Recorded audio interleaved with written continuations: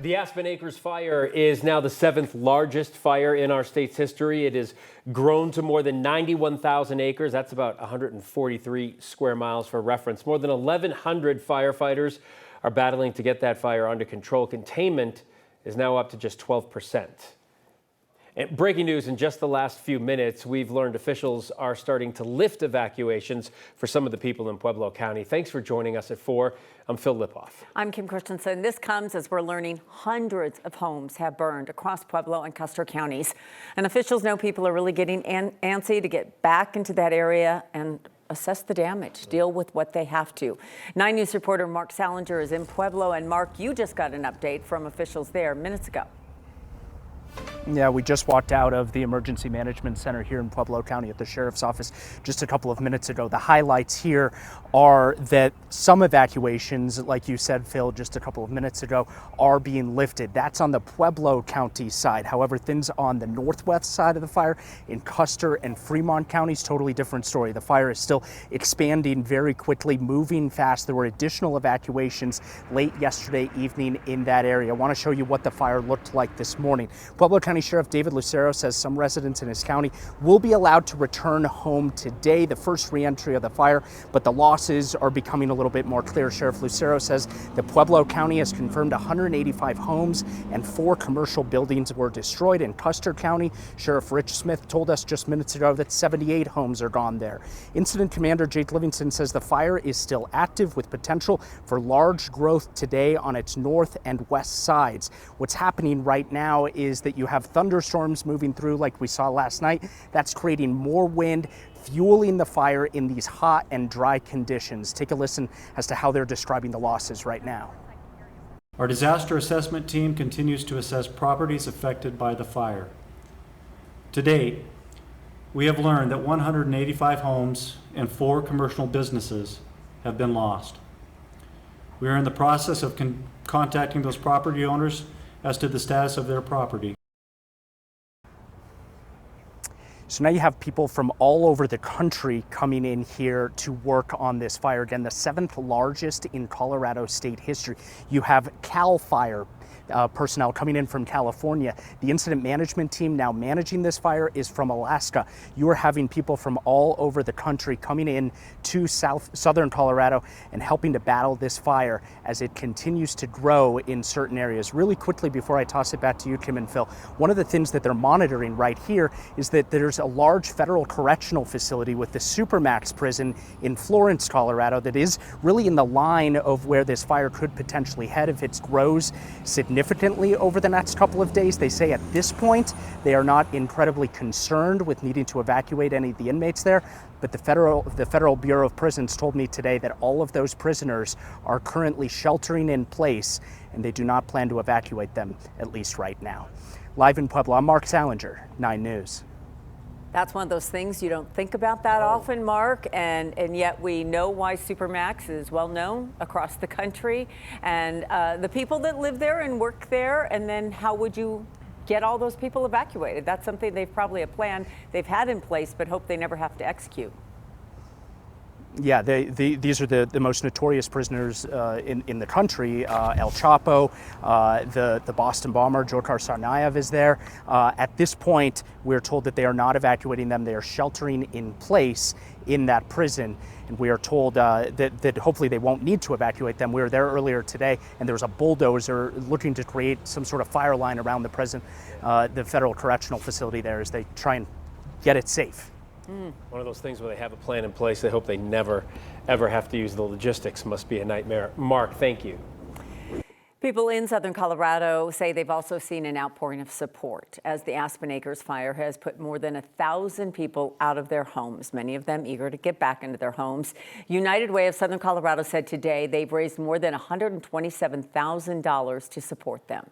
They are still taking donations, money and physical supplies, or if you'd like to donate your time, they are also looking for volunteers. If you want to help in any way, you can visit the website on your screen right there and get more information on how you can get involved with United Way.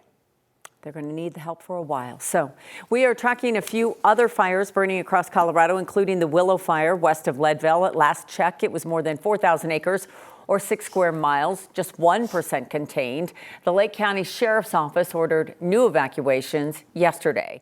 We're also tracking the Gold Mountain Fire just 2 miles northeast of Ouray. The fire spread quickly, running up some steep slopes. It's burned more than 27,000 acres, 43 square miles. It's just 3% contained. Some homes in that area are under mandatory evacuation. Finally, a bit of encouraging news from the Snyder Fire on the western slope. After burning more than 30,000 acres or 47 square miles in the last 10 days, containment is now up to 95%. More than 400 firefighters are still working on this fire, burning on the Colorado-Utah state line. Obviously, all of those fires taking a toll on Denver's air quality. Right now, it ranks 16th worst in the world and the worst overall right now of any city here in the U.S. Yeah, Chief Weather Impact Team Meteorologist Kathy Sabin is joining us now. That air you could just see from the minute you got up this morning. Oh, yeah. And now, like, it feels like it's hot with it, a little humid, and we've even heard thunder. Yes. And that's the problem, Kim. The thunderstorms that we're tracking are not bringing the rain we need, bringing wind and lightning, something that fire managers don't want to see and we don't want to see. I went to walk the dog this morning and we went out for a little while and he sat down. He's like, nope, we're not doing this. I mean, the air is just so bad and it's unhealthy for man and beast to be out with an air quality alert in effect. A little bit of wind now from some of these gusty storms developing around the area. And the wind will be the key to seeing an improvement in the air quality. We've got another day of this, but by Wednesday morning, I think we're going to see some big improvement for Denver as some of that heavier smoke pushes to the south of us with that wind shift. Temperature 97 in Denver today. We're down to 89 now, triple digits in southeastern Colorado. Single digit humidity values for western Colorado. We have extreme fire weather there, and now look at the wind picking up. Some of these gusty thunderstorms are creating gusts around Monument Hill, Centennial, Watkins, and DIA. To 50 miles per hour. Those are thunderstorm wind gusts, and that is what the fire managers were talking about in Colorado Springs and Pueblo. Air quality alerts will continue for many areas heading into Tuesday. And again, the storms I'm tracking are high base. So we've got wind, we've got lightning, and Kim was talking about thunder. I think that was the cell, Kim, right there. You heard that thunder outside the studios here, but nobody's talking about rain, and that is something that we need. Will we have that in the forecast? I'm going to answer that question. We'll be back with that in just a bit.